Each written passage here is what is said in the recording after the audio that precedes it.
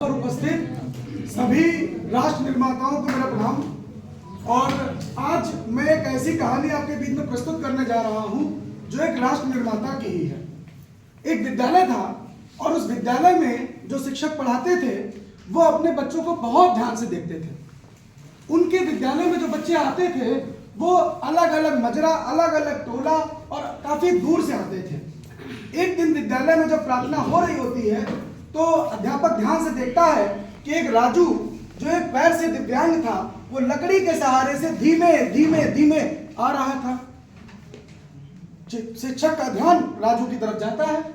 राजू जब विद्यालय के अंदर प्रवेश करता है तो शिक्षक उससे कहता है कि बेटा तुम अकेले क्यों आते हो, तुम्हारे मोहल्ले के सब बच्चे आ गए। तो बच्चे कहते हैं अरे गुरुजी ये हमारे धीमे धीमे आवत हैं तो हम लोग छोड़ दी थी इनका, हम लोग चले इतना आगे। अध्यापक के मन में जाती है, वो सोचता है अच्छा ऐसा। तो राजू के कंधे पर हाथ रखता है और जब भी कोई अध्यापक अपने बच्चे के कंधे पर हाथ रखता है उसका कलेजा फूल के उत्साह मतलब बढ़ जाता है कि मैं कुछ भी कर सकता हूं।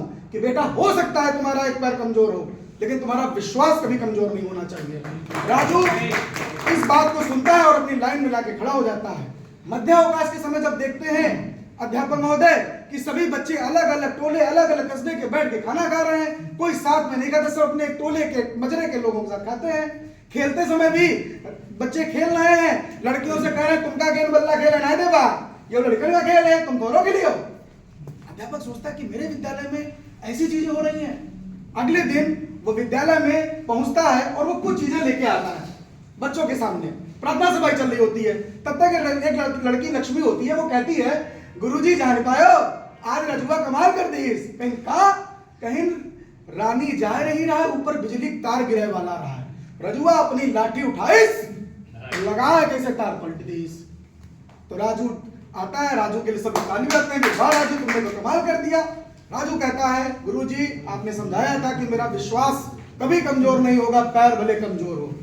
मेरा भारतीय समाज भी यही कहता है कि हमको कभी किसी से कमजोर नहीं। जब इस प्रकृति ने हमको देते समय हमारे साथ अलगाव नहीं किया तो हम किसी के साथ अलगाव करने वाले कौन होते हैं। और उसके बाद अध्यापक एक बच्चे बुलाते हैं, कहते यो क्या है, मका का पता तुम बताओ। तो जाते हैं तो अध्यापक कहता ही आओ, बुलाते हैं, कहीं का चीरो पहन लो, चीर दिए पहन लो, चाहता हो हमारी गुरुजी मुंह मंठाएगा काला आया रहा हो, खट्टा है यो तो बहुत। कहना अच्छा यो देखो, दूसरे बुलाएंगे तुम आओ, कहीं तुम्हारे मन चोरी कहीं लो यो तो बहुत ही खट्टा है। तीसरे कहीं यो देखो, कहीं मारा रंगीन है यो, हाय हाँ गुरुजी खट्टा है। इसका मतलब क्या हुआ कि रंग अलग अलग हो सकते हैं लेकिन स्वाद सभी का एक ही है। और यही बात हमें अपने भारतीय समाज में समझनी चाहिए कि ये देश रानी लक्ष्मीबाई के खून से, ये देश बाल गंगाधर तिलक के खून से, अशफाक अल्लाह खां के खून से बना हुआ है। और इस देश में हमारे लिए धर्म, जाति, मजहब सबसे बढ़कर अगर कोई चीज है तो वो है समानता, एकरूपता। दिखने में, वेशभूषा में, भाषाओं में हम अलग अलग हो सकते हैं लेकिन हमारा रंग भारतीय ही होगा। इसी बात पर जैसे ही बच्चों के सामने ये टीएलएम दिखाया जाता है कि यदि अगर यह एक रंग से बनाया गया होता तो ये सुशोभित नहीं होता। ये तभी सुशोभित है जब इसमें बहुत बच्चे बात को ध्यान से सुनते हैं और कक्षा में अध्यापक इन चीजों को देखता है कि बच्चों में आज आपसी भाव प्यार बढ़ने लगा है। और मैं अपनी लाइनें यहाँ पर खत्म करना चाहूंगा कि ध्यान से सुनिएगा सभी लोग पीछे से, कि स्वतंत्रता मिली है सभी के संघर्ष से। स्वतंत्रता मिली है सभी के संघर्ष से। भेदभाव और झगड़ने के लिए देश थोड़ी है। सफलता मिली है सभी के संघर्ष से। भेदभाव और झगड़ने के लिए देश थोड़ी है। रहेंगे सब साथ, सभी जात वाले, सभी धर्म वाले, सभी वेशभूषा वाले रहेंगे सब साथ और करेंगे अथक मेहनत। भारत विश्व गुरु बनने में ज्यादा समय थोड़ी है।